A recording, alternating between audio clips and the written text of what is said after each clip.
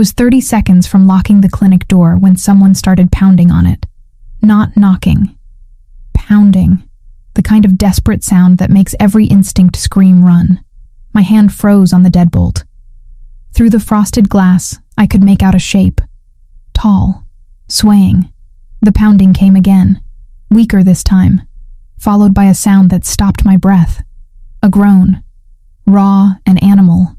"We're closed," I called out, hating how my voice shook. "Hospital is 15 miles north. Please." The word came muffled through the door. "They'll find me there." My medical training warred with common sense. This was rural Oregon, 10:45 on a Tuesday night, and I was alone. But that voice, the desperation in it wasn't performance. It was survival. I opened the door. The man nearly collapsed into me. I caught him barely, my 130 pounds no match for his weight. He was massive, 6'3" at least, built like he spent his life in a gym. Blood soaked through a white dress shirt that probably cost more than my monthly rent.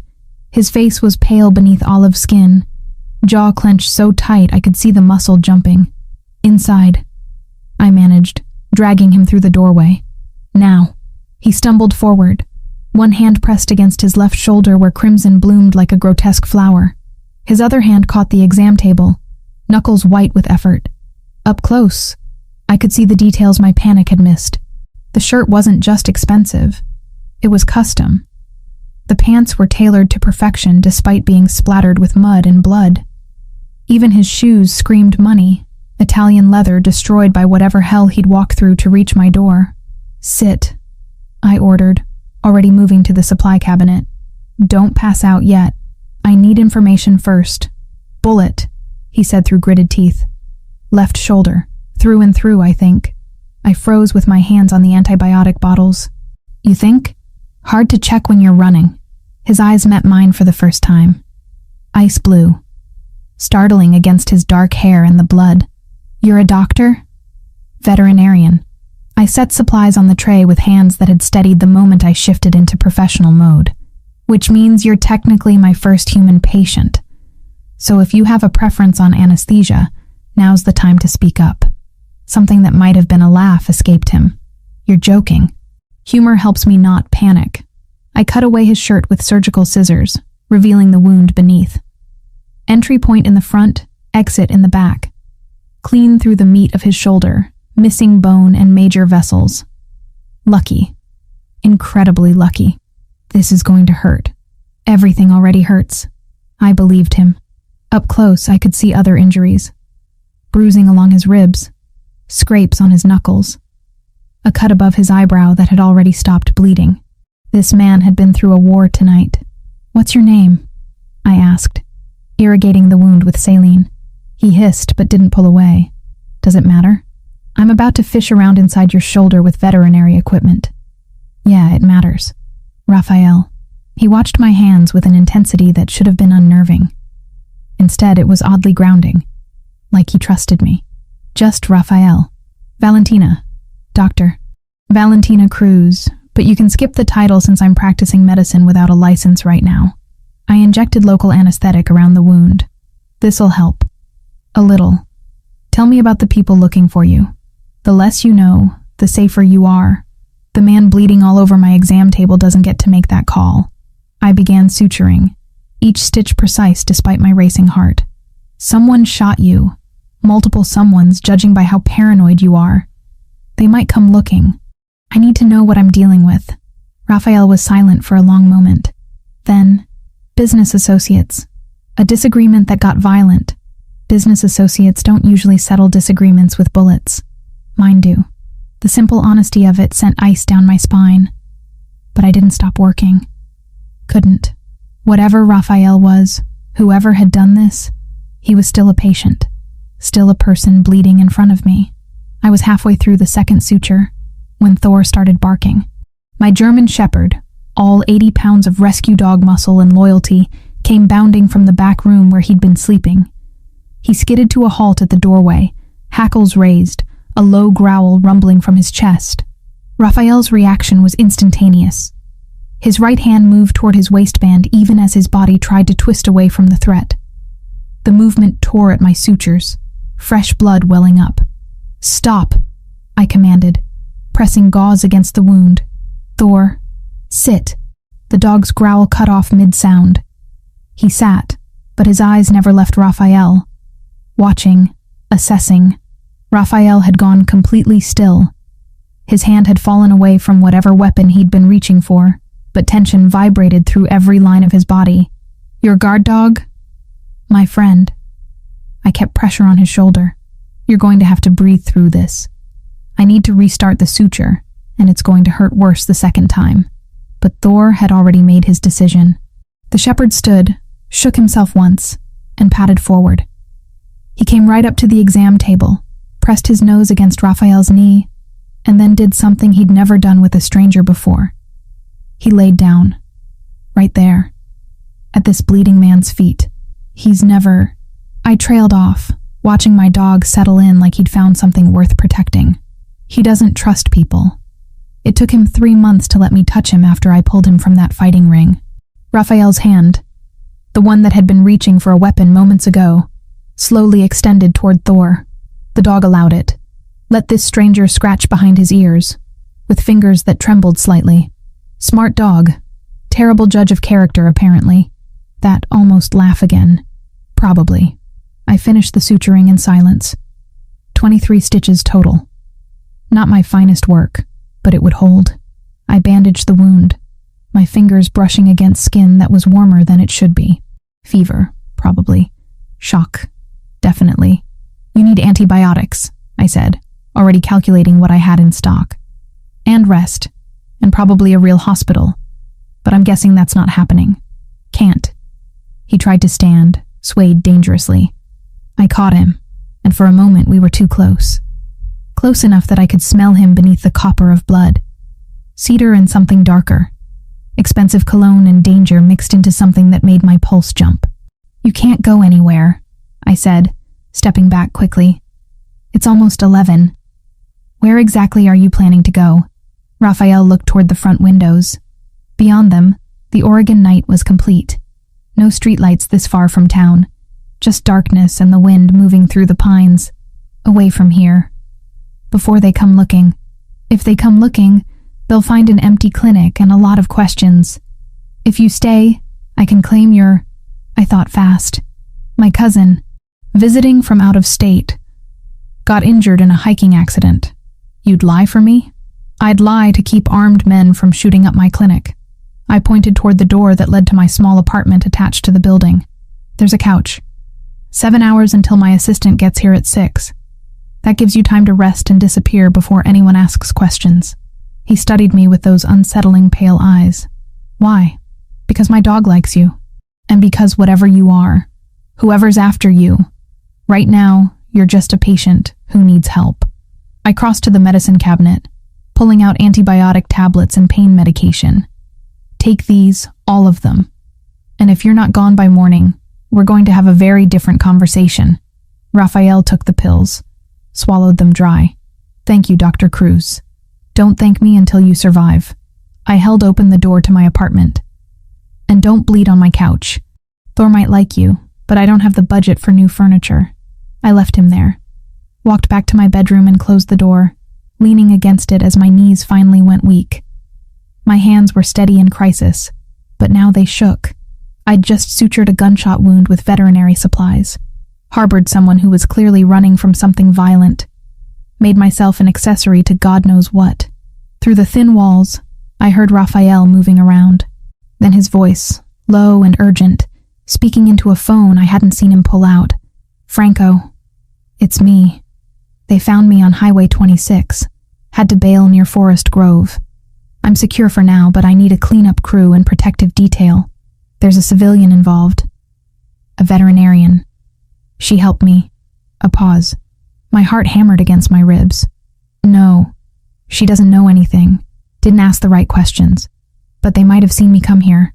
Another pause. "Do whatever you need to do to keep her safe. She's not part of this." The conversation continued, but I'd heard enough. I moved to my window, parted the curtain just enough to see outside. My clinic sat on a rural road, surrounded by pine trees and darkness. Nothing moved. Then I saw it. A black SUV, driving slowly past with its headlights off. It paused at the end of my driveway for a long moment before continuing down the road and disappearing into the night. I let the curtain fall closed and sat on my bed, trying to slow my breathing. Thor patted in, pushed his head against my knee. I buried my fingers in his fur, seeking the comfort of something familiar, something that made sense. Outside, the wind picked up. Inside, a stranger bled on my couch. And somewhere in the darkness, people with guns were looking for him. I had 7 hours to figure out what came next. 7 hours to decide if I'd made the biggest mistake of my life or somehow stumbled into saving it. My alarm never went off. Didn't need to. The smell of coffee pulled me from a sleep so thin it barely qualified as rest. I'd spent most of the night listening for sounds from the living room. Footsteps. Doors opening. The telltale click of someone leaving. Instead, I'd heard nothing, which somehow felt worse. I checked my phone. 5:32. Camilla would be here in less than 30 minutes, expecting a normal Wednesday. Expecting me to have the coffee ready, not some bleeding stranger playing barista in my apartment. I threw on yesterday's jeans and a clean shirt, didn't bother with my hair beyond shoving it into a ponytail. When I opened my bedroom door, Raphael was standing at my kitchen counter, awake, dressed in a clean t-shirt from my donation bin, one that stretched tight across shoulders too broad for my usual clientele. His injured arm hung carefully at his side, but he moved with surprising ease for someone who'd been shot 12 hours ago. "You should still be unconscious," I said. He turned, coffee pot in his good hand. Couldn't sleep. Guilt or pain? Both. He poured 2 mugs without asking. I made extra. Figured you'd need it. The domesticity of it was absurd. A stranger, in my kitchen, making coffee like he belonged here. I should have been calling the police. Should have been demanding answers. Instead, I accepted the mug he held out, our fingers brushing in the exchange. His skin was still too warm. Fever hadn't broken. "You need to take more antibiotics," I said. "Already did. 3 a.m. And the pain medication?" "Skipped it. Need to stay alert." He leaned against the counter, studying me with those unsettling pale eyes. "You didn't sleep either. Hard to sleep when there's a strange man bleeding on my couch." "I didn't bleed on it. You gave me very specific instructions." Almost humor flickered between us. Dangerous. I couldn't afford to find him charming. Couldn't afford to notice the way his jaw tensed when he moved wrong, or how his fingers tightened on the mug when footsteps sounded outside. "That's Camilla," I said quickly, moving toward the clinic entrance. "My assistant. She arrives early, feeds the overnight patients before we open." "What are you going to tell her?" "The truth." I paused at the door. "That you're someone passing through who needed help." Nothing more. But Camilla was already inside, her key turning in the lock I'd forgotten to reset. She came through carrying her usual oversized bag, already chattering about the weather, about traffic, about her boyfriend's latest drama. Then she saw Raphael and stopped mid-sentence. "Val." Her eyes went wide. "You have a man here." "Cousin," I said immediately, the lie smooth despite never having practiced it. "From Brazil. Visiting unexpectedly. This is Raphael." "Rafa, this is Camila. She works with me." Raphael stepped forward, extending his good hand. When he spoke, his accent thickened, Portuguese inflection coloring English words. "Nice to meet. Valentina is always talking of you." I'd never told him about Camila, never mentioned Brazil, but he played the part perfectly, even managing a somewhat shy smile that transformed his face into something less predatory. Camilla relaxed fractionally. "Your cousin is hot," she whispered to me in a voice not quite low enough. Then louder. "What happened to your arm?" "Hiking accident," Raphael said before I could answer. "Very stupid. Valentina fixed me up." "In the middle of the night?" "He showed up at midnight," I said, shooting Raphael a look that promised consequences later. Couldn't exactly turn him away bleeding. "But he's fine now. He'll be gone before we open." "I will," Raphael agreed, though something in his eyes suggested otherwise. Camila looked between us, clearly suspicious but too polite to push. "Okay. Well, I'll go check on the overnight boarding. That beagle probably ate his bedding again." The moment she disappeared into the back, I rounded on Raphael. Brazil? You said cousin.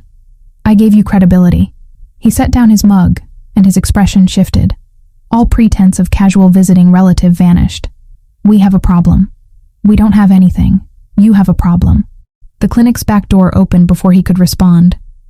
I hadn't even heard a car pull up. A man entered, moving with the same controlled precision as Raphael. Older, maybe 40, with silver threading through dark hair. He wore a black suit despite the early hour, and his eyes swept the space like he was cataloging exits. Boss, he said quietly. Boss.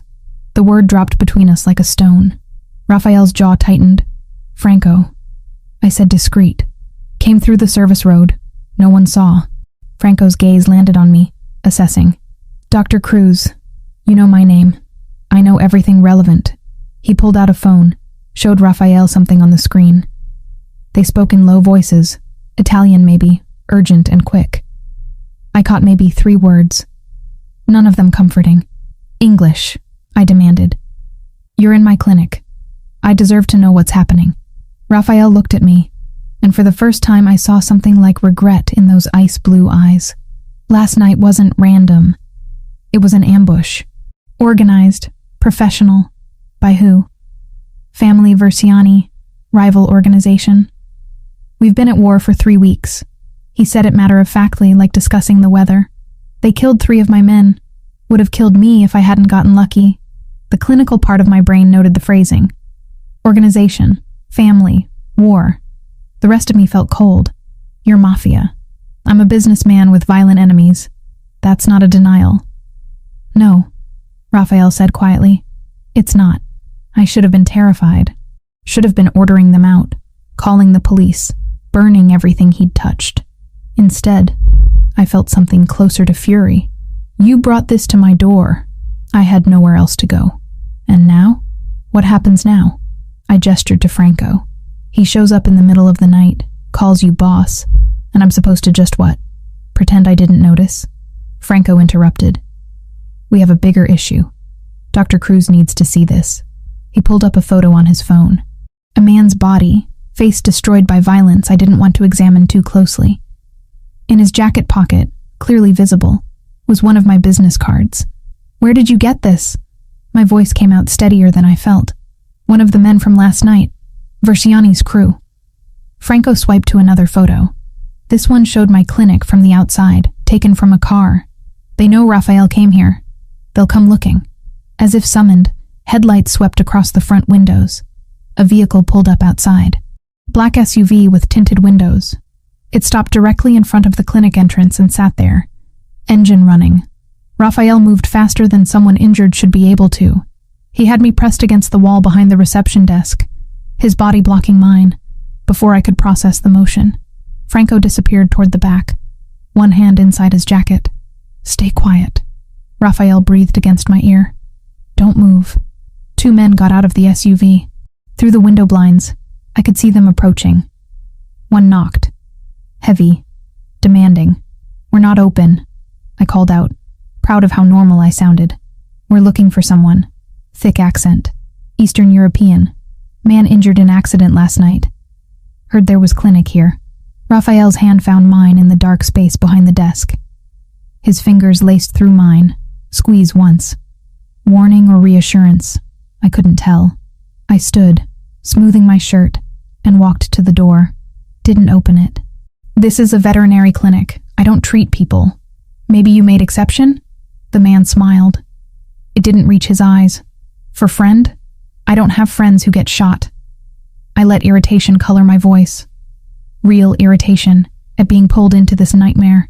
Try the emergency room in Forest Grove. They're used to patching up idiots. The men exchanged glances. The second one, shorter but broader, pulled out a phone, showed me a photo. Raphael, from before, uninjured, wearing a tuxedo at some formal event, looking like he owned the world. You see this man? No. The lie came easier the second time. But if I do, should I be calling someone? If you see, you call this number. He handed me a business card. Plain white, just a phone number in black print. Important, you call right away. Sure. I pocketed the card. Now, if you'll excuse me, I have actual patients waiting.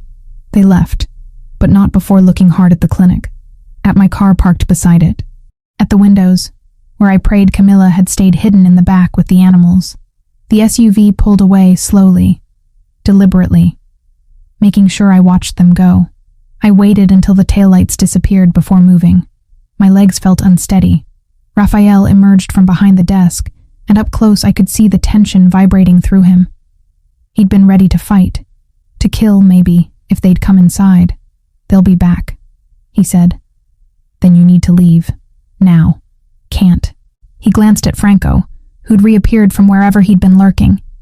They saw the clinic, saw you. If I disappear now, they'll assume you helped me. They'll come back to make you tell them where I went. So what are you suggesting? That I what? Harbor a fugitive indefinitely? 48 hours. You come with me. Let my people protect both locations. After that, Verciani will have bigger problems than one doctor. I have a business, patients, a life. Franco spoke up. Doctor. Cruz, with respect, they found your business card on a dead man. Whether you helped the boss or not, you're involved now. The unfairness of it hit me like a physical blow. I'd done nothing wrong, saved a life. And now I was caught in someone else's war because I'd made the mistake of being human. 2 days, Raphael said. His voice had softened. 48 hours. Then I'll make sure they understand you were never part of this. You'll be safe. And if I refuse? He didn't answer. Didn't need to. We both knew I didn't really have a choice. Not anymore. Not since I'd opened my door to a bleeding stranger and decided his life mattered more than my safety. I looked at my clinic, at the exam table where I'd sutured him, at Thor, who'd appeared from my apartment, and now sat calmly at Raphael's feet, like he'd chosen sides. 48 hours, I said finally. Not 1 minute more. 3 black SUVs idled in the service road behind my clinic. Identical. Tinted windows. The kind of vehicles that screamed money and menace in equal measure. Franco loaded my hastily packed duffel into the middle car while I stood there trying to convince myself this was temporary. 48 hours. Then my life would return to normal. Except nothing felt normal anymore. Thor jumped into the back seat before I could stop him, settling in like he'd been planning this road trip for weeks. Raphael appeared at my elbow, moving quieter than someone his size should. He can stay here if you prefer. Franco's men will watch the clinic. He goes where I go. I climbed in after my dog, and Raphael slid in beside me. Too close. The vehicle's leather interior suddenly felt smaller than my entire clinic. Franco took the driver's seat. Through the rearview mirror, I caught him studying me, assessing, calculating. The engine purred to life, and we pulled onto the main road with the other 2 SUVs falling into formation. One ahead, one behind. A convoy designed to protect or imprison. I wasn't sure which. Where exactly are we going? I asked. My property. 2 hours north. Raphael's injured arm rested carefully against his side. The fever still lingered in his skin. But he sat straight. Alert. Cascade Mountains. Isolated. Defensible. Defensible? You mean like a fortress? I mean safe. His eyes met mine. For both of us. The landscape shifted as we drove. Forest grove gave way to deeper wilderness. Towns becoming sparse. Roads narrowing. Raphael made calls in Italian, his voice low and controlled.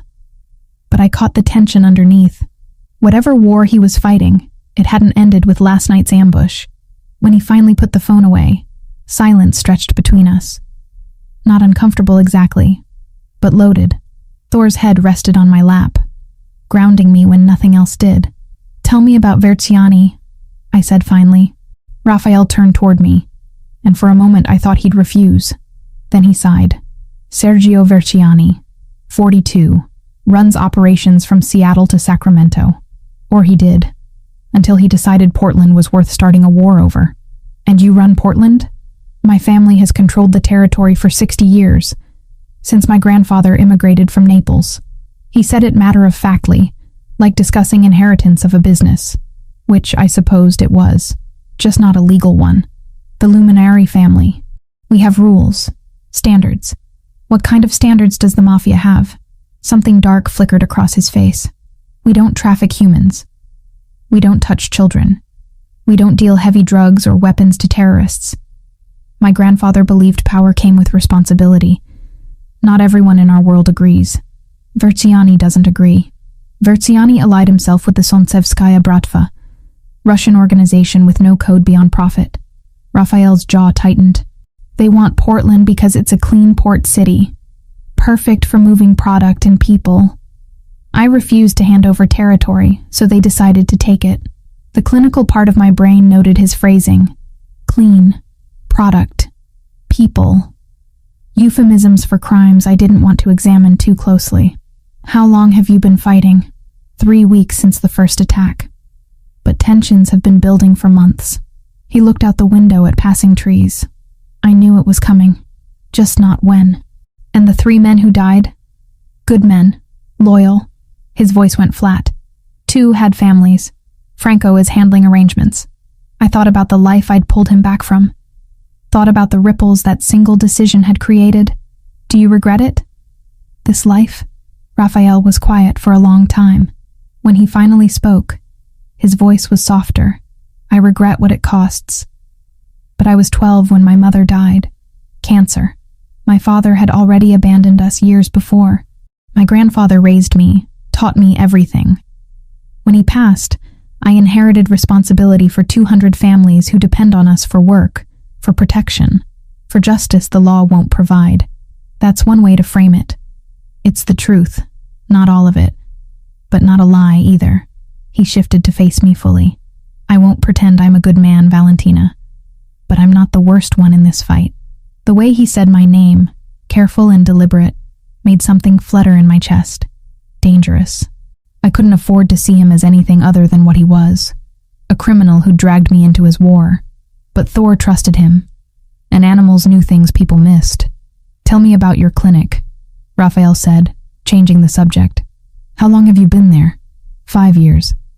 Bought the building with money I'd saved working at a corporate practice in Portland. I scratched Thor's ears. Hated it. Too many people treating animals like accessories. Out here, people actually care. They bring me barn cats with broken legs and cry when their horses get colic. You love it. It's mine. I built it from nothing. I met his eyes. Like you with your family business, I suppose. Just with fewer bullets. That almost smile appeared. The one that softened his predator's face into something almost human. Significantly fewer bullets. Franco's voice interrupted from the front. Boss. Approaching the turnoff. The road ahead split. One direction continuing north, the other branching onto what looked like a private drive. No sign. No indication of where it led. Franco took the unmarked path, and the forest closed in around us. The road climbed, winding up into the mountains. 10 minutes later, gates appeared. Massive wrought iron between stone pillars, topped with cameras I could see, and probably a dozen I couldn't. They swung open silently as we approached, and my breath caught. The property beyond was stunning. The main house sat on a plateau overlooking a valley, all glass and stone and modern lines that somehow fit the wilderness setting. Security was everywhere but subtle. Men in dark suits positioned at strategic points. More cameras, probably sensors I couldn't even identify. Welcome to my home, Raphael said quietly. We stopped in a circular drive. Franco opened my door, and I stepped out into mountain air that smelled like pine and snow. Thor bounded out after me, immediately investigating this new territory. Then I saw her. A woman stood on the front steps, arms crossed, dark hair pulled back in a severe ponytail. Late 20s, maybe 30. She wore tailored slacks and a silk blouse that screamed expensive taste. Her eyes were the same ice blue as Raphael's. Rafa, she said as he climbed out.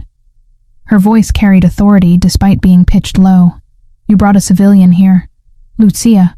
Raphael moved to her, and they embraced briefly, carefully, mindful of his injury. This is Dr. Valentina Cruz. She saved my life, and now she's in danger because of it. Lucia's gaze swept over me. Clinical. Assessing.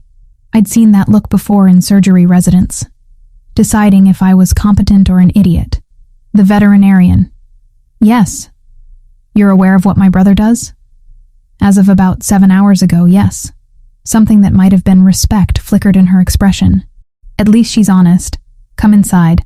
We need to discuss security protocols. The interior matched the exterior.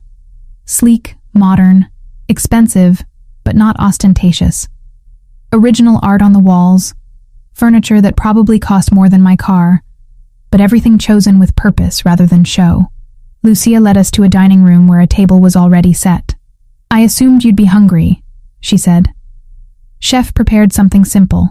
Simple turned out to be pasta carbonara that smelled like heaven and looked professionally plated. 2 other men joined us, older, battle-hardened, wearing the same dark suits and watchful expressions. Raphael introduced them as captains in his organization, Roberto and Adriano. They nodded acknowledgement but didn't speak. The meal was the most surreal experience of my life. Sitting at a table with Mafia leadership, discussing security rotations and territory disputes like it was corporate strategy. Lucia was clearly more than Raphael's sister. She was his advisor, possibly his legal counsel, and definitely someone who commanded respect in her own right. Dr. Cruz, she said, turning to me halfway through the meal.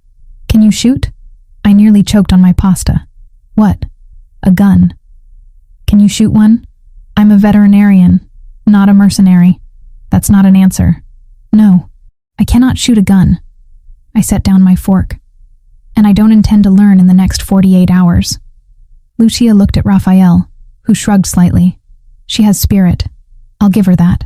Spirit won't stop Verciani's men if they get through perimeter security. They won't get through. Raphael's voice carried absolute certainty. I've doubled the guard. Installed new sensor grids. Anyone approaches will know before they're within a mile. After dinner, Raphael showed me to a guest suite on the 2nd floor. Calling it a room was like calling the Grand Canyon a ditch. It had a sitting area, a bathroom larger than my entire clinic apartment, and a bed that could sleep 4 people comfortably. There's clothes in the closet, he said from the doorway. Probably not your size exactly, but close enough. Lucia ordered them when Franco called ahead. This is too much. It's what I have available. He leaned against the door frame, and the movement made him wince. The adrenaline that had carried him through the day was wearing off.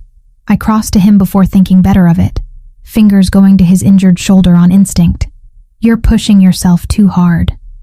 The wound needs rest. I'll rest when this is over. You'll rest now. I guided him to sit on the edge of the bed, pulling back his shirt to check the bandaging. Some bleeding had seeped through. Not terrible, but not good either. Stay here. I need to get supplies. When I returned from the bathroom with first aid materials I'd found under the sink, he was still sitting there, waiting, trusting. I changed his bandages carefully, my fingers brushing against skin that was too warm, too alive. This close, I could see the faint lines around his eyes, the shadow of stubble on his jaw, the way his pulse jumped at his throat. Thank you, he said quietly, for everything. I know you didn't ask for any of this. No, I didn't. I taped the last edge of the bandage. But I'm here now, might as well see it through. Our eyes met, held. For a moment, neither of us moved. The space between us felt electric, dangerous, impossible to navigate.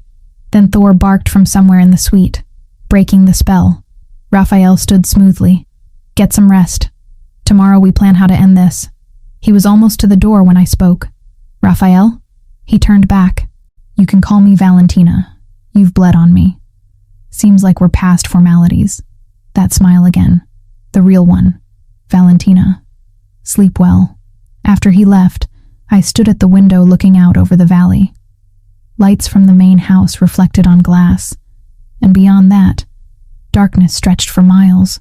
I was in a Mafia boss's home, under guard, hiding from men who wanted to kill me for helping someone I barely knew. 48 hours. That's what he'd promised.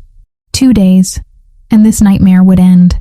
Except deep down, I already knew nothing would be that simple. Sunlight woke me before any alarm could. It poured through floor-to-ceiling windows I'd forgotten to cover, turning the guest suite gold. For a moment, I forgot where I was. Then reality crashed back. Mafia safe house, 48 hours. Men with guns who wanted me dead for helping someone I barely knew. I pulled on jeans and the softest sweater I'd ever touched. courtesy of Lucia's shopping, and followed the smell of coffee downstairs. The house was quieter than I expected. No security visible, though I knew they were there, watching, always watching. I found Raphael in the back garden, moving through what looked like Tai Chi. Slow, controlled movements that should have been impossible with a bullet wound barely 36 hours old. He'd shed his shirt despite the mountain chill, and I could see the fresh bandaging stark white against olive skin. "You're supposed to be resting," I called out. He turned, not startled. He'd known I was there. "This is resting, compared to what I usually do. You usually get shot? More often than I'd like." He walked toward me, and I noticed the slight hitch in his stride. The movement wasn't as effortless as he wanted me to believe. "Coffee's inside. I made extra." "You're very domestic for a crime lord. My grandmother would haunt me if I couldn't take care of basic needs." He held the door open, and I caught the scent of him beneath the mountain air. Cedar, and something darker that made my pulse jump. She believed helpless men were useless men. Inside, he'd laid out breakfast. Nothing elaborate, just eggs scrambled perfectly, toast, fresh fruit. But he'd done it himself, and something about that felt more intimate than the expensive guest suite or designer clothes. "Sit," he said. "We have time before the others wake." I took the coffee he offered, settled at the island counter. "Tell me about your grandmother." Raphael cracked eggs into a pan with one hand, his injured arm hanging carefully. "Nonna Giulia.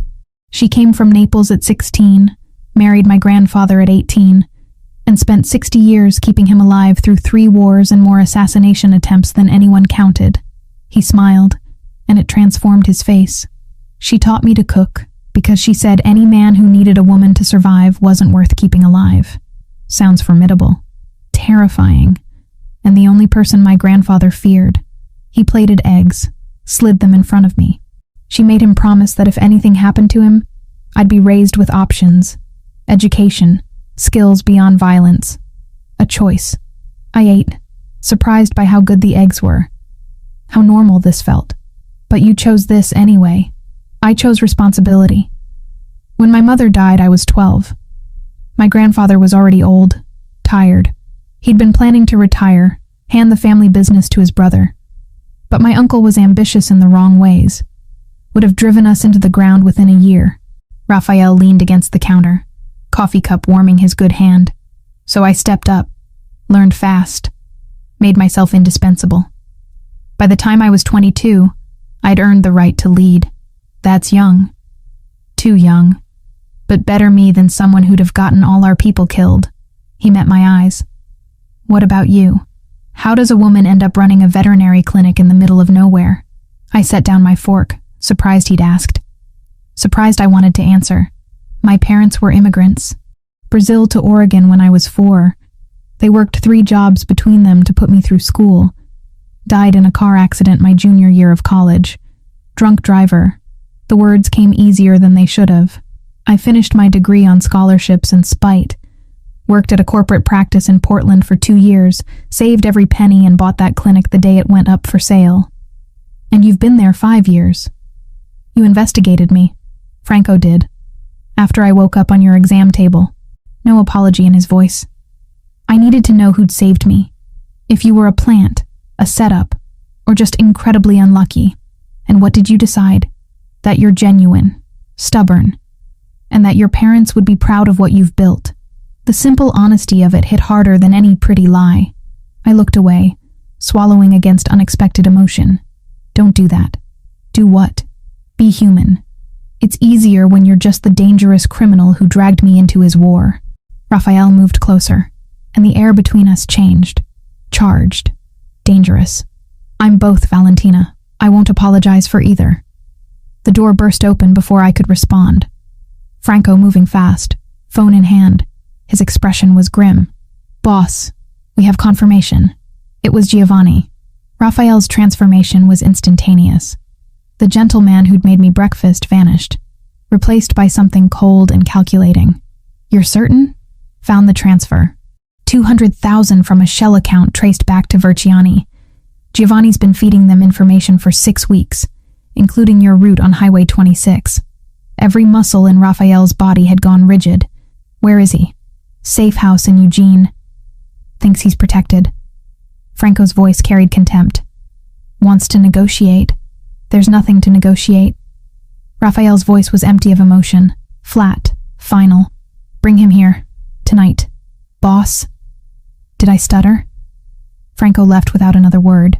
I stood slowly, watching Raphael pace the kitchen like a caged predator. You're going to kill him. Yes. No hesitation. No justification. Just fact. He's family. He's a traitor who sold out his own people for money. Raphael's eyes met mine, and they were ice. 3 men died because of him. Good men with wives and children. And he would have killed you too, if those men had found me at your clinic. I'm not defending him. I moved carefully, like approaching a wounded animal. But I need you to understand something. I've spent my life saving things, healing them.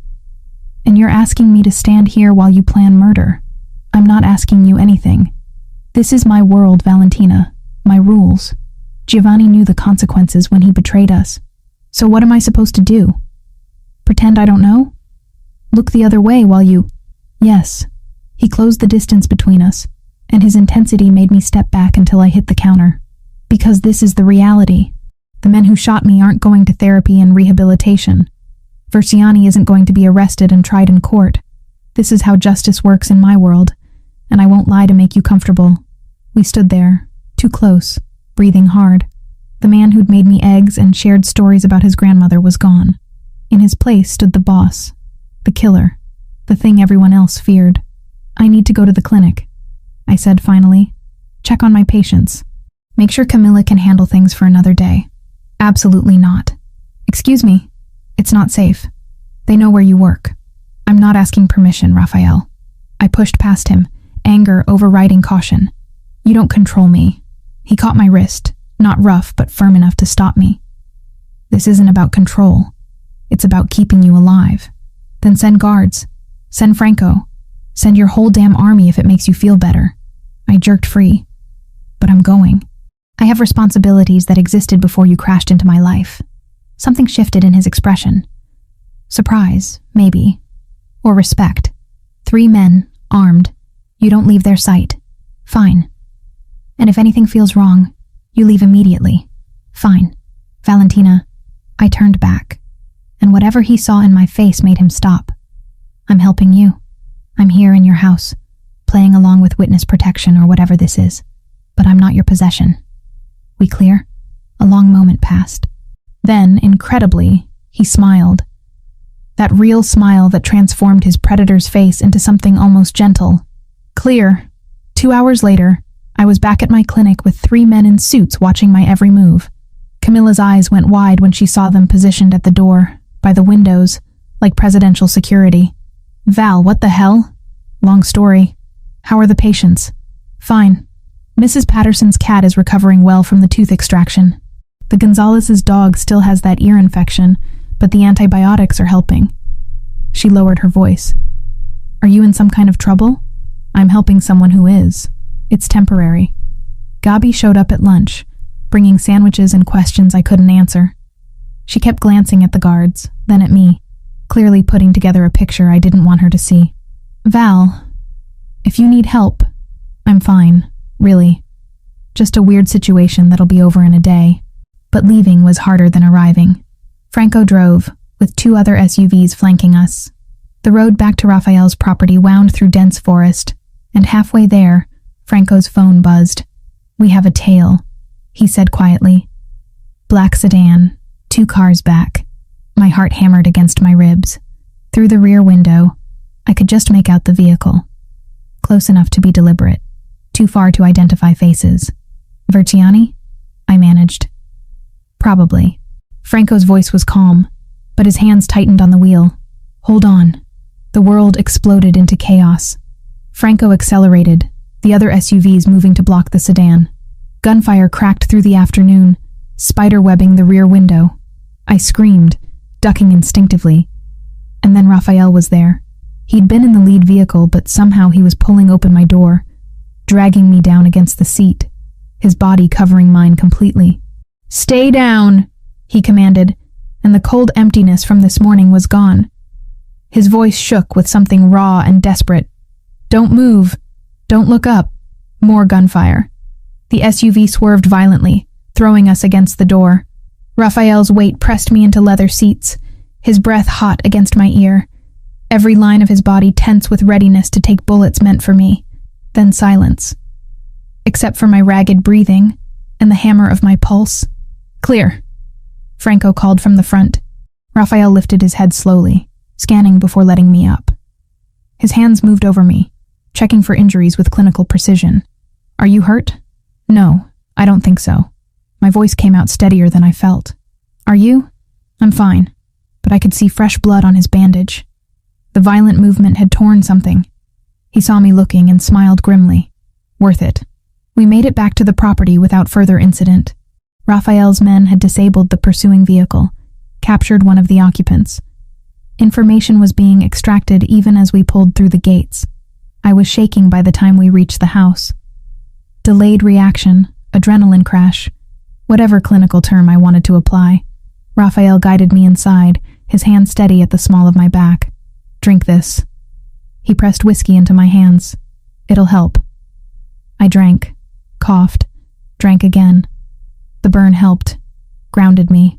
"This is insane." "I know. I'm sorry. Stop apologizing and just..." I broke off, not sure what I was asking for. But Raphael seemed to understand. He pulled me against him, careful of his injury, and just held me. Let me breathe. Let me shake. His heart beat steady under my ear, and slowly, impossibly, I calmed. "Thank you," I whispered, "for covering me. Always." He said it simply, like stating fact. "As long as you're here, I'll keep you safe." I lifted my head, and our faces were too close. His eyes dropped to my mouth, darkened. The space between us felt electric, inevitable. When he kissed me, it wasn't gentle. It was desperate and fierce, and tasted like danger, and promises neither of us should make. I kissed him back, fingers tangling in his hair. All my better judgment drowning in the feel of him. His mouth moved against mine like he was claiming something, proving something, and I let him. Then he pulled back, breathing hard. "Not like this." "What?" "Not because someone shot at you. Not because you're scared and I'm convenient." His thumb traced my bottom lip, and the gentleness of it nearly undid me. "When I kiss you again, Valentina, I want it to be because you choose it. Not adrenaline. Not fear. Choice." I stared at him, shocked by the restraint, the respect. "You're serious?" "Completely." He stepped back, putting safe distance between us. "You should rest. Tomorrow, we end this." He left me there, heart racing, lips still burning from his kiss, and I realized with terrifying clarity that I wasn't afraid of Raphael Luminari. I was afraid of how much I wanted to choose him. I woke to silence so complete it felt unnatural. No traffic, no distant sirens, just wind through pine trees and the occasional call of a hawk circling somewhere above the valley. The guest suite still felt surreal in morning light, too luxurious, too removed from my actual life happening somewhere down the mountain. A soft knock came before I could talk myself into going back to sleep. "Come in." Lucia entered carrying a tray. Coffee, pastries, fruit arranged like art. She set it on the sitting area table without preamble. "Raphael is in meetings until noon. Thought you might want breakfast." "You didn't have to do that." "I know." She settled into the chair across from me, studying me with those same ice-blue eyes her brother had. "But we need to talk. Woman to woman." I pulled a sweater over my sleep shirt, suddenly feeling exposed under her scrutiny. "About my brother's intentions, and yours." "I don't have intentions. I'm here because men with guns are hunting me for saving Raphael's life. That's circumstances, not intentions." Lucia poured coffee with practiced ease. "You could have demanded witness protection. Federal marshals. Instead, you agreed to come here, to his home. Why?" I thought about lying, decided against it, because Thor trusted him, and because running away felt like letting them win. Something flickered in her expression. Approval, maybe. "Raphael is different with you. More human.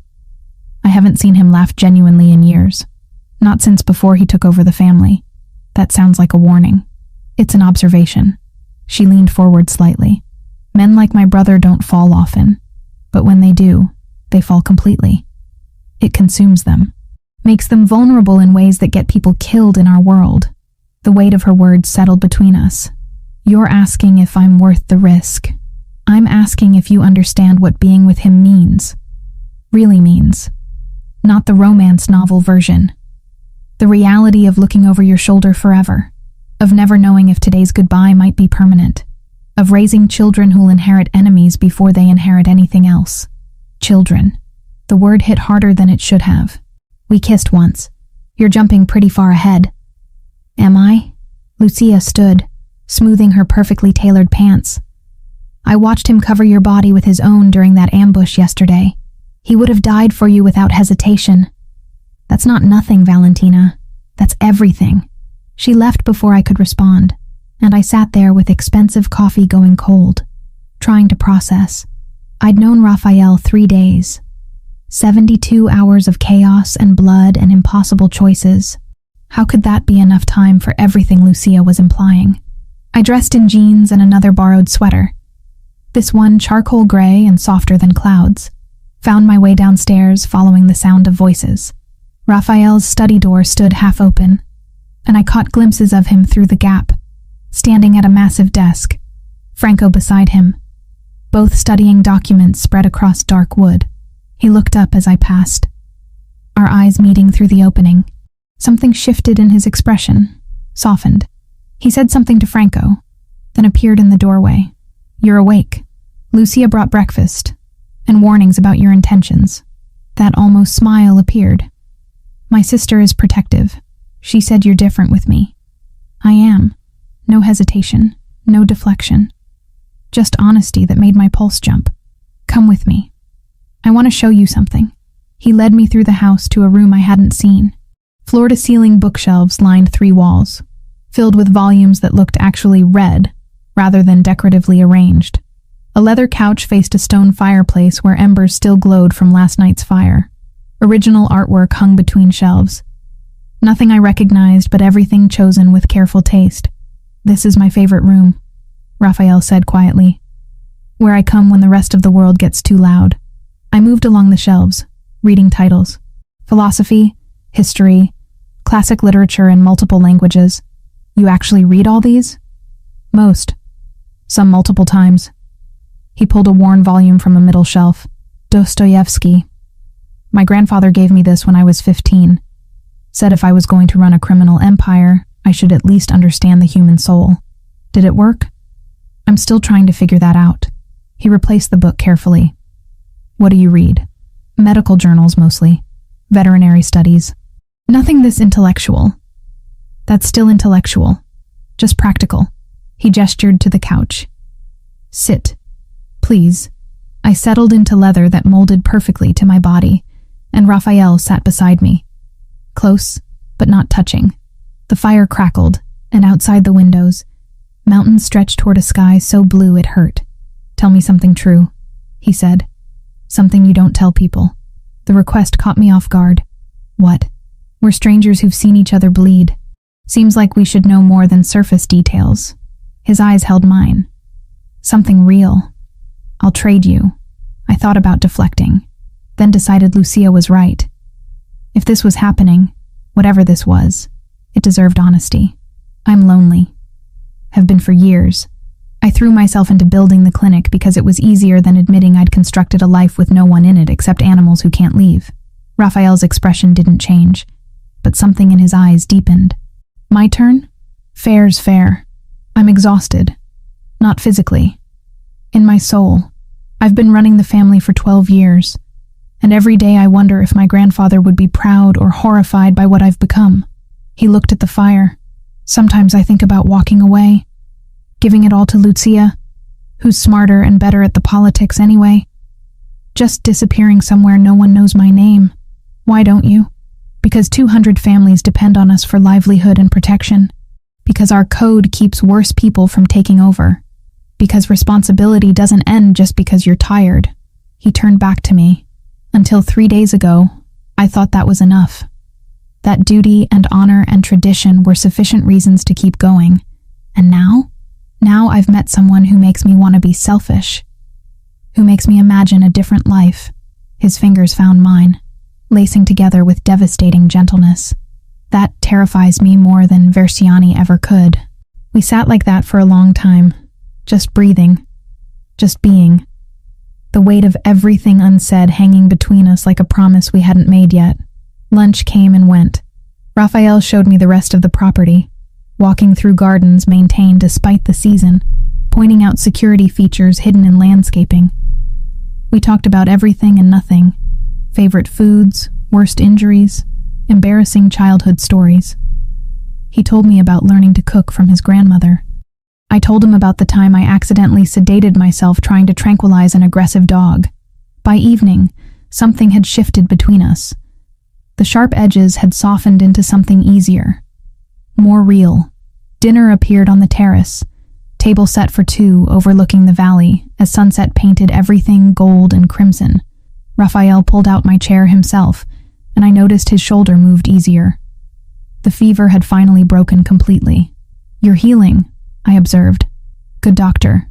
He poured wine, something red that probably cost more than my monthly utilities. To skilled veterinarians who tolerate difficult patients. To difficult patients who don't die on my exam table. We touched glasses, and the sound seemed to resonate through the evening air. Dinner was perfect, some kind of risotto I couldn't identify but would happily eat forever, followed by tiramisu that tasted like heaven. I planned this, Raphael admitted over dessert. The dinner, the timing. Wanted one evening where we weren't running or hiding or talking about war. Just two people having dinner? Just two people. His eyes held mine across the candlelight. "Is that okay?" Instead of answering, I stood and moved around the table. He watched me approach, something dark and hungry flickering in his expression. When I was close enough to touch, he pulled me down onto his lap. Careful and deliberate. "Valentina." He breathed against my ear. "Tell me to stop if you don't want this." But I did want it. Wanted him with an intensity that should have scared me. So instead of speaking, I kissed him. This wasn't like yesterday. This was choice, conscious and clear. His mouth moved against mine like he was memorizing the taste, the texture, every small sound I made. My fingers tangled in his hair, and he groaned low in his throat. "Inside," he managed between kisses. "Not here. Not where anyone can see." He carried me through the house to his room, which I'd never seen. Dark wood and clean lines, a massive bed that dominated one wall. He set me down gently, giving me space to change my mind. To run. I didn't run. Hours later, I woke tangled in sheets that smelled like cedar and him, his arm heavy across my waist. Moonlight poured through windows he'd forgotten to cover, and for a moment, everything felt perfect. Inevitable. Right. Then my throat went dry. I needed water. Carefully, I extracted myself from his embrace and padded downstairs in his t-shirt, bare feet silent on cold floors. The house slept around me.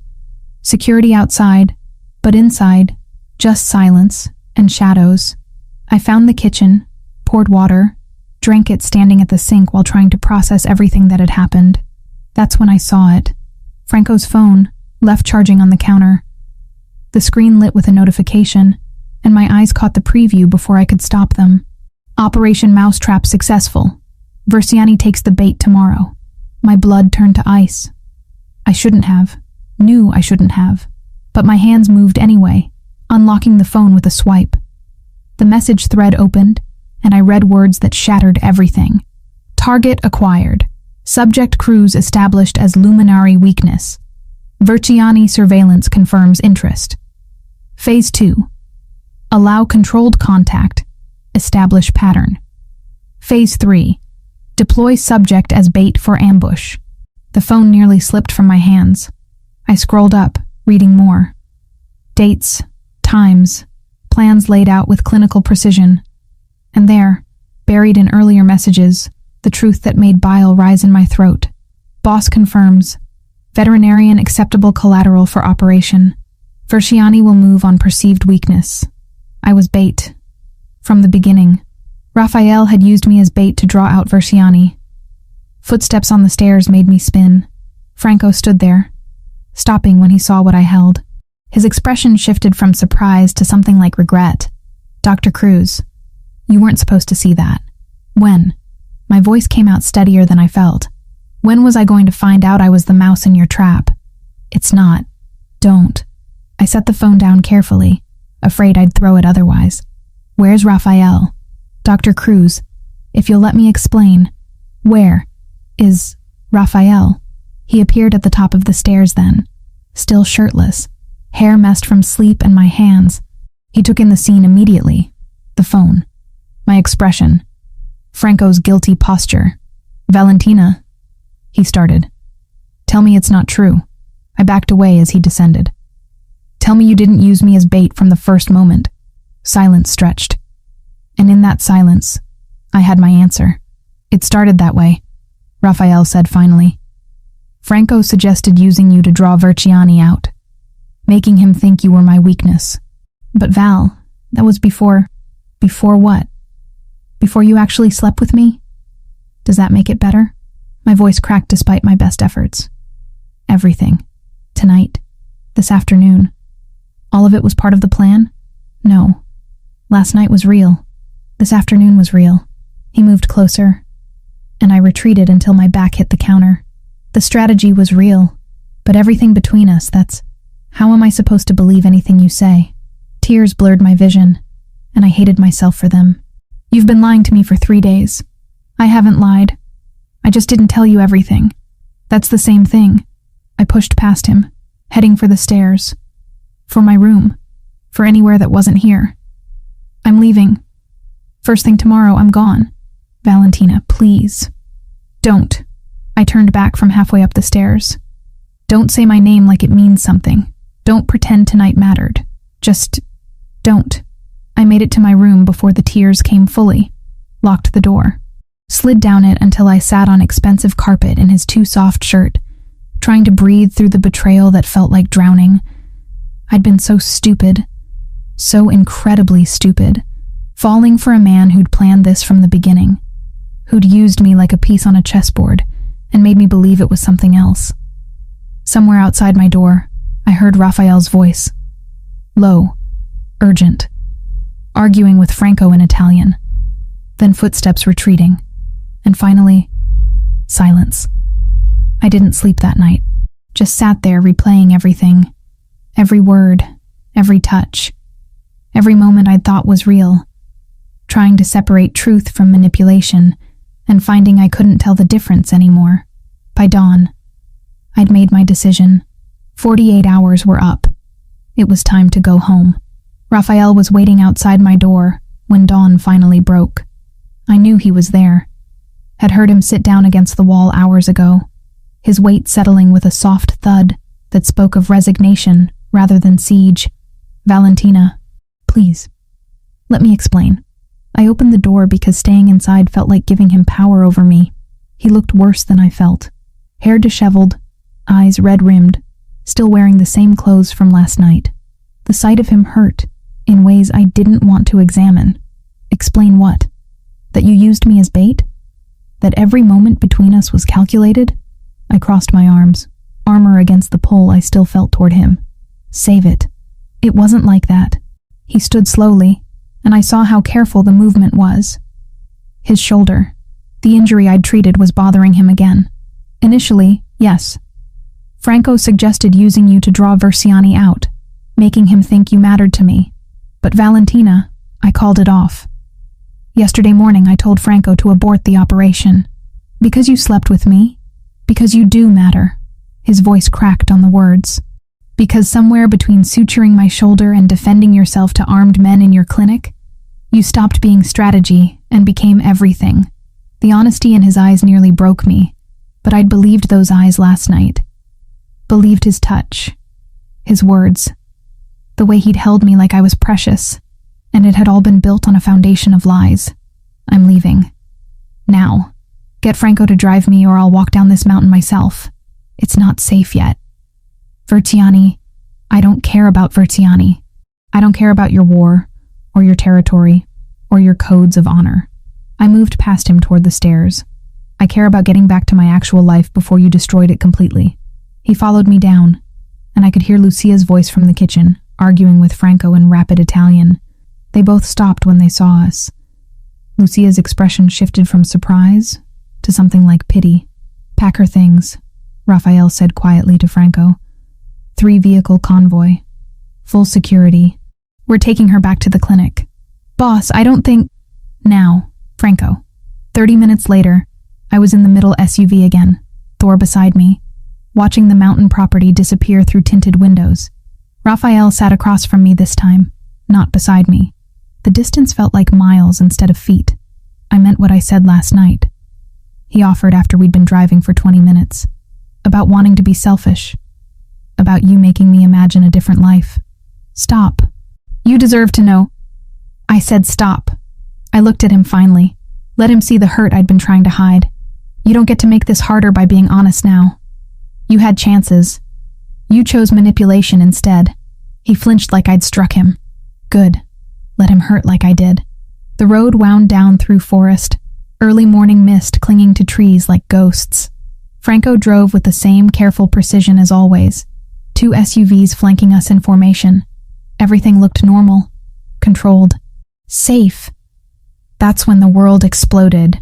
The lead SUV erupted in flames, a rocket or grenade hitting it with precision that spoke of planning. Professional execution.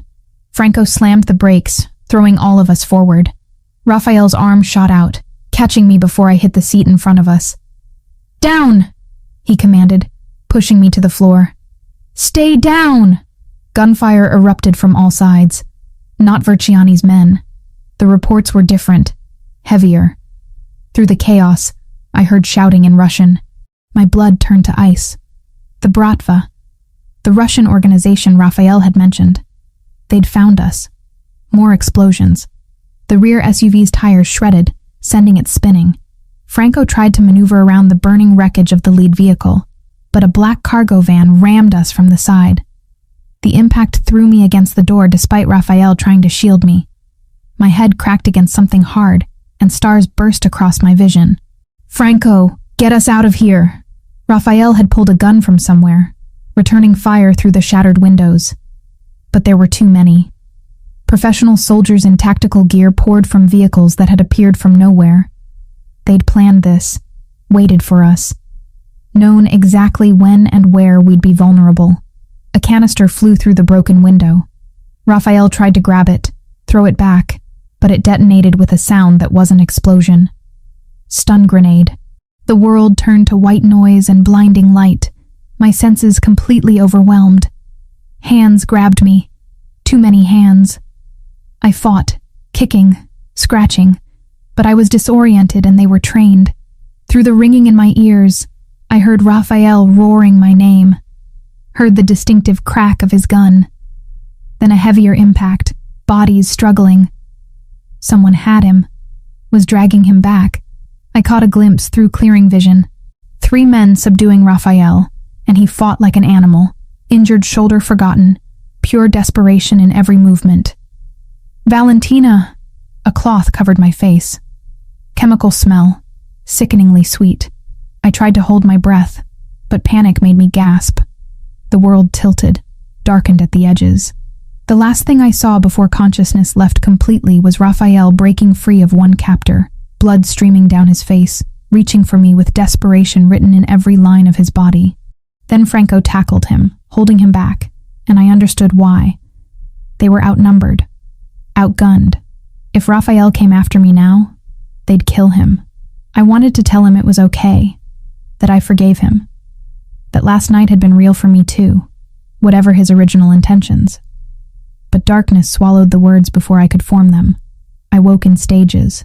First came the headache, pounding behind my eyes with vicious intensity. Then the cold, seeping through whatever I was lying on. Finally, awareness of my hands bound behind my back, zip ties cutting into my wrists. I opened my eyes to concrete and fluorescent lighting. A warehouse, maybe. Or factory. Something industrial and abandoned. The kind of place where screams wouldn't carry. She's awake. Accented English. Not Russian. Something else. Italian, maybe. But wrong somehow. Footsteps approached. I forced myself to stillness, to calm, to think like a doctor assessing a patient rather than a hostage facing death. Panic helped nothing. Clinical observation was survival. A man crouched in front of me. Late 30s, expensive suit that didn't match the warehouse setting. Handsome in a cruel way, with dark hair and eyes that held no warmth. Dr. Cruz. Finally we meet properly.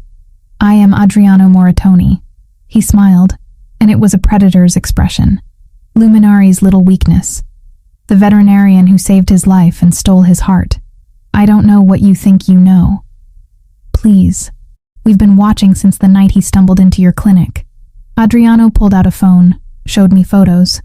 Raphael and I in the garden. At dinner last night. Entering his bedroom. My stomach turned. Very touching. Very stupid on his part. What do you want? What I've been hired for. Sergio Verciani pays very well for Luminari's territory. He'll pay even better for Luminari himself. Adriano stood, pacing like he was lecturing. Originally we were just muscle, supporting role. But then you appeared, and suddenly the great Raphael Luminari has something to lose. That changes negotiations considerably. I tested the zip ties. Too tight. My hands were already going numb. He won't trade territory for me. No, but he'll come for you. Tonight. Tomorrow. Soon. And when he does, we'll be ready. Adriano's phone buzzed. He answered in rapid Russian, then switched to Italian, arguing with someone. While he was distracted, I worked on the ties. Veterinary school had taught me knots. Taught me how to slip restraints when a panicked animal locked their jaws. This wasn't so different. The plastic cut deeper, blood slicking my wrists. But that actually helped. Made my hands slippery. Adriano hung up, turned back to me. Your lover just called. Offered $5 million and half of Portland for your return. Touching, no? $5 million. Half of Portland. Everything Lucia had warned about. Everything Raphael had built over 12 years. And he was willing to burn it all for me. The realization hit harder than any weapon. He meant it. Everything he'd said last night about wanting to be selfish, about choosing me. He meant it. You won't live long enough to spend it, I said quietly. Raphael doesn't negotiate with people who take what's his. But he's already negotiating. Already weak. Adriano checked his watch. He has until midnight. Then I start sending pieces of you back until he agrees to my terms. He walked away, leaving me alone with 2 guards watching from across the warehouse. I kept working the zip tie, ignoring the pain, the blood, the fear trying to claw its way up my throat. My right hand finally slipped through, taking skin with it but coming free. I kept my hands behind my back, hiding what I'd done. Professional soldiers didn't make amateur mistakes. I needed an opening, a distraction, something to give me a chance before midnight came, and Adriano made good on his threat. Somewhere in the mountains, Raphael was planning, gathering his forces, coming for me just like Adriano predicted. And when he did, a lot of people were going to die. I closed my eyes, tried to slow my breathing, to prepare for whatever came next. Because Adriano had made one crucial miscalculation. He thought I was helpless, weak, a damsel waiting for rescue. He'd never considered I might save myself. 8 hours. That's how long I'd been zip-tied in a freezing warehouse with 2 Russian mercenaries watching my every breath. 8 hours of planning, waiting, searching for any opening that might keep me alive until midnight came, and Adriano started making good on his threats. My wrists were raw from working the restraints, blood dried in sticky trails down my palms. But I was free, hands still positioned behind my back like I was bound, waiting for the moment that would never be perfect, but might be good enough. That moment came when Adriano's phone rang. He answered in Russian, his voice rising with each word. An argument. Something had gone wrong with whatever plan he'd orchestrated.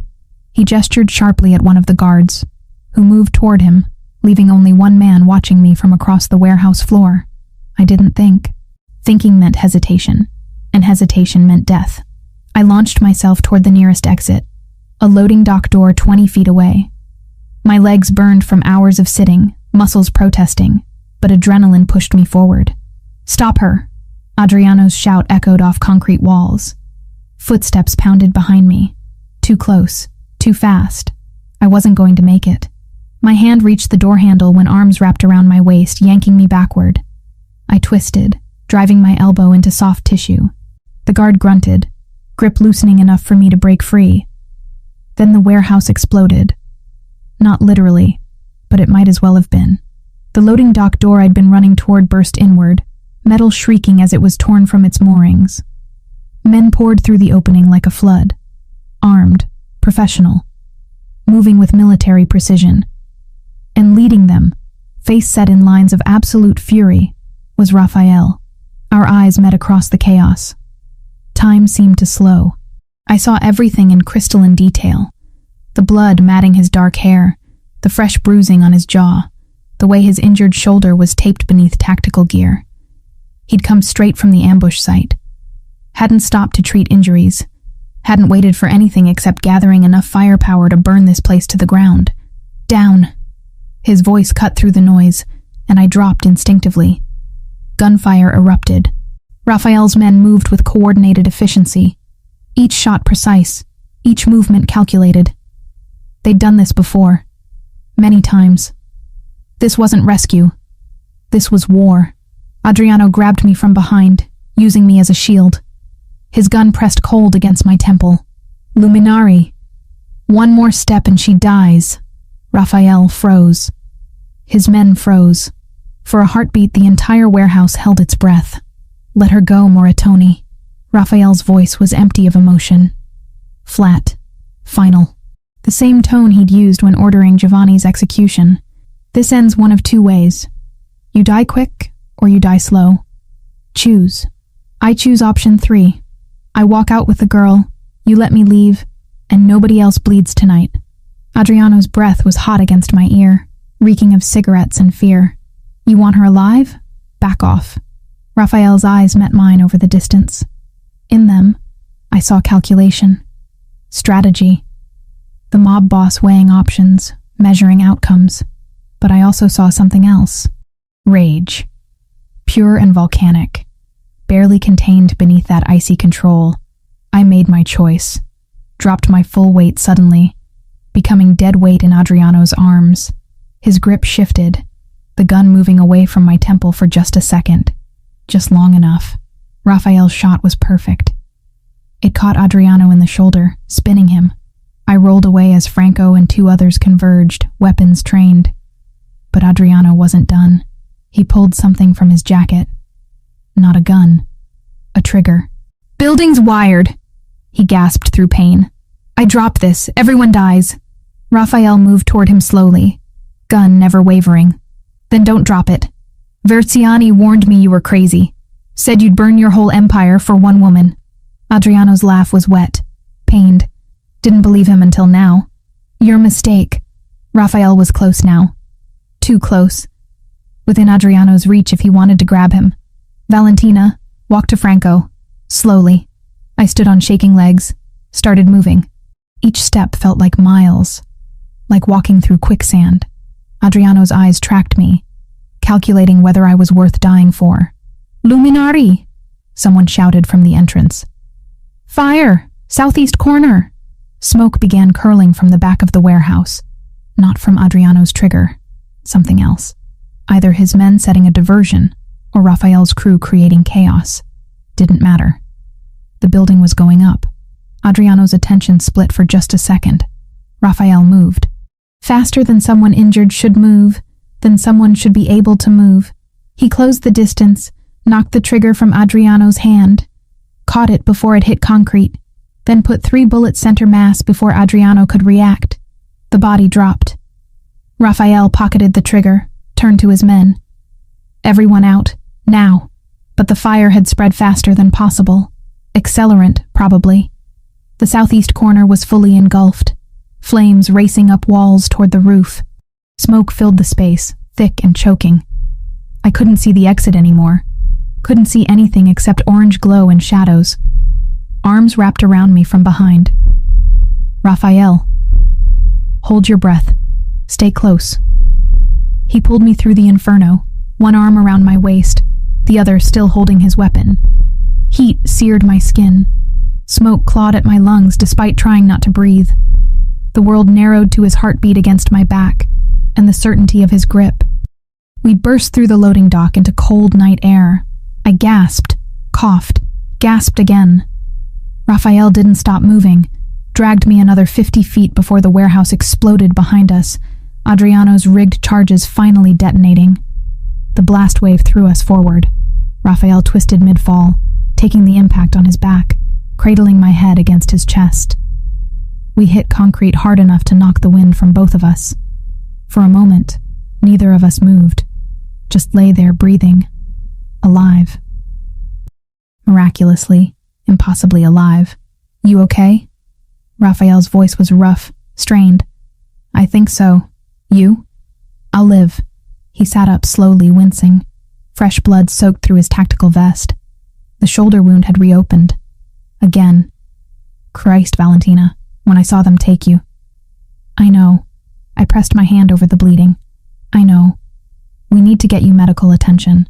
We need to get you away from here." He stood, pulling me up with him. Franco was there suddenly, supporting Raphael's other side.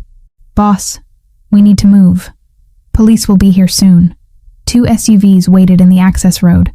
I was pushed into one, Raphael following despite Franco trying to get him into the other vehicle. "I'm not letting her out of my sight," he said, voice brooking no argument. We drove fast, lights off, through back roads I didn't recognize. Raphael's hand found mine in the darkness, squeezed once. "I called it off, the operation, yesterday morning. Told Franco you weren't bait anymore." "I know," he told me. "After," I looked at him in the dim light from the dashboard. "You offered them everything, half of Portland, $5 million. Would have offered more. Would have given them the whole territory if they'd asked." His thumb traced circles on my palm. "I meant what I said. About wanting to be selfish. About choosing you, even after I said I was leaving. Especially then." He leaned his head back against the seat, exhaustion finally catching up. "You had every right to go. Still do. But I needed you to know the truth first. That whatever started as strategy became real somewhere along the way." The SUV pulled into what looked like a private medical facility. Clean, modern, discreet. The kind of place that didn't ask questions about gunshot wounds. Franco had called ahead. Doctors were waiting. They tried to separate us for treatment. Raphael refused. "Same room. I'm not arguing about this." So they set up 2 exam tables side by side. My injuries were minor. Rope burns, bruising, mild smoke inhalation. Raphael's were worse. The shoulder wound needed restitching. Again. Plus new injuries from the rescue, cracked ribs from the explosion, second-degree burns on his hands. He didn't make a sound as they worked, just watched me being treated on the table next to him, like he needed visual confirmation I was really there, really safe. "Versiani is dead," Franco said quietly from the doorway once the doctors had finished. "Happened during the rescue. Lucia led the operation personally." Raphael's eyes closed briefly. "Casualties?" 3 wounded, none killed. Versiani had 8 men. None survived. Franco's tone was flat, reporting facts. "It's over, boss. The war. Finished. Over." The word hung in the antiseptic air. 3 weeks of violence. Dead men. Burned buildings. And it was over because Raphael had divided his forces, risked everything, to save me while his sister dealt the killing blow elsewhere. Franco left us alone. The medical staff retreated, giving us privacy. Raphael shifted on his exam table until he could reach across the gap between us. His hand found mine again, holding tight.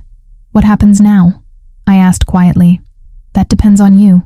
He turned his head to look at me, and despite everything, despite the exhaustion and pain and blood, his eyes were clear, honest. "I can set you up anywhere. New identity, money, protection. You can disappear. Live the quiet life you built before I crashed into it. And if I don't want that, then I spend however long you'll give me proving that last night wasn't manipulation. That the man who made you breakfast and showed you his library and kissed you like he was drowning, that was real. All of it. I studied his face. The bruises forming. The cut above his eyebrow. The gray pallor of someone who'd pushed past exhaustion into pure willpower. He'd torn through a warehouse full of armed mercenaries for me. Had offered his enemies everything he'd built. Had been willing to die in that burning building as long as I got out. I have conditions, I said finally. Something like hope flickered in his expression. Name them. No more using me as strategy without telling me. I'm a partner or nothing. Agreed. I keep my clinic. My life. I'm not some trophy in a gilded cage. Never wanted that. Want you exactly as you are. And when we have kids... I paused, realizing what I'd said. Not if. When. They don't enter the family business. They get choice. Real choice. Raphael's hand tightened on mine. I'm working on an exit plan. 5 years, maybe less. Lucia takes over operations. I step back. We build something different. You'd really do that? For you, I'd do anything. He said it simply. Statement of fact. But Valentina, you need to understand what staying means. There will always be enemies. Always be risk. Always be looking over shoulders. That life, it doesn't just disappear. I know. And I did. Had seen it. Lived it. Understood the weight of it. But I also know that Thor was right about you from the first moment. That somewhere between suturing your shoulder and burning buildings, I fell for a man who's trying to be better than his circumstances, and I want to see where that goes. Raphael pulled me toward him awkwardly across the gap between tables. His kiss was gentle despite everything we'd survived. A promise. A beginning. No regrets? He whispered against my lips. Not even one. Outside, dawn was breaking. Inside, two people who'd found each other in blood and chaos began figuring out how to build something real from the wreckage. 2 weeks, 14 days since Raphael had torn through a burning warehouse to save me. Since I'd watched him offer everything he'd built for my life. Since I'd chosen to stay despite knowing exactly what that meant. The clinic felt smaller than I remembered. Or maybe I'd just grown used to palatial mountain estates, with views that stretched for miles. Camilla kept shooting me worried glances as I examined Mrs. Patterson's tabby, checking the healing from his dental surgery. You're different, she said finally, after our last patient left. Whatever happened while you were gone, it changed you.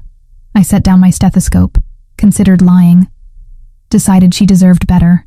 I fell in love with someone complicated, someone dangerous. And I'm still figuring out if that makes me brave or stupid. Can it be both? She leaned against the exam table. Gabby told me about the men in suits. The security detail. Val, if you're in trouble... I'm not. Not anymore. The war was over. Versiani dead. The Bratva dealt with. Raphael's territory secured and expanded.